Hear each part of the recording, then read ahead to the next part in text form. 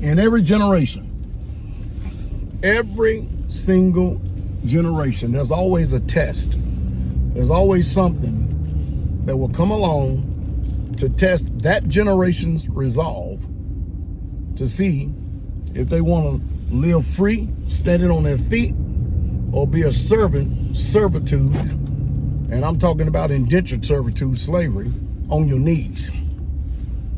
You know, when you look at all these mandates and everything that's going on, I really truly don't think a lot of people comprehend what's at stake. You have a lot of people out there that's talking heads, that's automatically giving voice and co-signing to the sentiment that the government is trying to push today. But I can tell you what's going on today right now, this is all about freedom. It really truly is. Because you think about this, there's a lot of business owners out there that own businesses, and I want y'all to listen to me very closely, and they have more than 100 employees. And the government mandate is coming down to tell them flat out that if you don't accept these vaccines or this forced testing, then we're going to fine you $14,000. And you know what that's going to do, right? That's going to, in essence, put all small businesses out of business, which I actually think is the agenda. Because when you look at this and what's going on today, you can't tell me that the powers that be that are in these public offices, you can't tell me they don't know the way that America should be running. I mean, after all, I just got finished watching a video where they asked Joe Biden just last year about this time,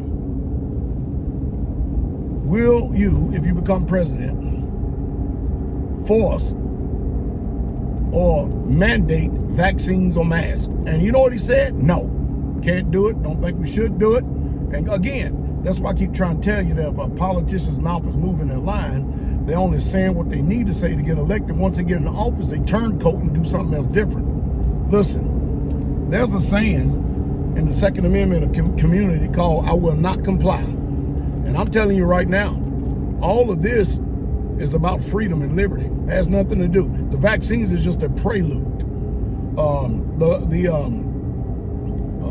Taking a jab is just a prelude. These mandates are just a prelude. Every single one of them. Because you think about it, we all feel the force of that unseen hand that's trying to grab us by the back of our neck and put us on our knees. We can feel it. And I tell you what, Americans, you're going to have a decision to make, especially many of you that are not in the positions.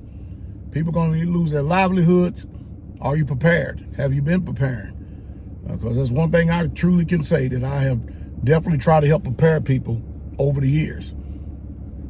But you're going to have to ask yourself, and you're going to have to make it up in your mind. Oh yeah, I may lose my job, but I'm not losing my freedom. And I'm telling you, all this information I've been putting out over the years, I remember, man, when I first moved out to the country, I remember when I told people to learn how to grow their own food, build your own homestead, separate yourself from the people of these cities. These people have gone stark raving mad. And now we're seeing it. Now, nobody's laughing at Pastor Dowell any longer and anymore. And even at that, I would not dare point my finger and say, in such a nefarious way, I told you so. It's just that, listen, even if you didn't move back then, you still have an opportunity to move right now. Starve this beast system and put as less in this government as you can possible, or even in the state. Because it shouldn't even be a question if you're in a state that believes in liberty. Shouldn't even be a question what we're going to do and how we're going to do it. Because all of us Americans, we have the same sentiments. Government, stay out of our business, stay out of our livelihood, and leave us the hell alone. We leave you alone. But that ain't what's being purported today. You're going to have a decision to make. And I'm going to tell you right now, I'm going to go out on a limb and say this. They're telling you right now that if you have businesses that's over 100 people, that they have to get the jab. I'm telling you right now, that's an attack on small businesses to to prop up big corporations, big, gigantic corporations, and pretty much to make people a bunch of mindless minions. That's what they're looking for, a bunch of mindless minions and mouth-drooling, bumbling idiots and compliance fools. That's what they're looking for. Now, civil disobedience has always been the thing that made change whenever we felt like we were threatened by a tyrannical government gone mad or someone choosing to infringe or impose upon our liberties. But next, what's coming is after they done with the businesses that's got over 100 people, they're going for the businesses that have under 100 people. Because right now, this beast system is tasting blood. And they're seeing how far the American people will be pushed before they say enough is enough. And I don't think right now America's had enough. But I can tell you one thing, when you find out that you ain't free as you think you are, because they have made you think that you're free, I tell you, we got to ask ourselves, we really truly got to ask ourselves, how much more of this crap are we going to put up with? Really truly think about it. Does it not seem like that Biden is a turncoat, that there's something else going on? It feels like a sellout. It does. It feels like a takeover. It does not, I mean, it really truly, it feels like that they've either been sold out, bought out, or they have catered to someone, made some promises to someone behind the scenes, and they're trying their best to control the American population. Because you have to remember, we're the only society left in the free world where we all have this Second Amendment right to where we carry guns and have guns. I'm telling you, they're after them. They're after your liberties and freedoms. And they're thinking now, if we can threaten them about jobs. Now think about this. This is a president that ran on the model that he's going to be a president for the people. Man, he don't give a damn about the people. He's destroying the people. Think about that for a second. He ran that he was going to be the great unifier. He's a great divider. And he went from being the most popular president in the history of mankind, which we asterisks and questions, to the most hated president that there is, and ratings still dropping and plummeting to all-time lows. I mean, like never before. And now people are repenting for casting their vote for this cat. I'm telling you, you ain't seen nothing yet. And where are we at? Day 68. Day 68, where we still have Americans abandoned over in Afghanistan. And they ain't said nothing about going to get them or anything. And guess what? The news media, like I told you that they've always done, and they always will do, they have moved on to the next story.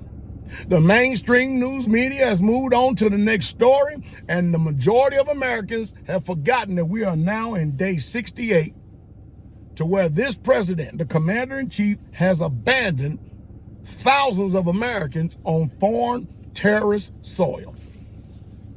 And if he don't give a damn about the Americans that he's abandoned, what do you think he cares about you? Because I'm telling you right now, this, you know just as well as I do, I'm just putting voice to it. This truly feels like a sellout.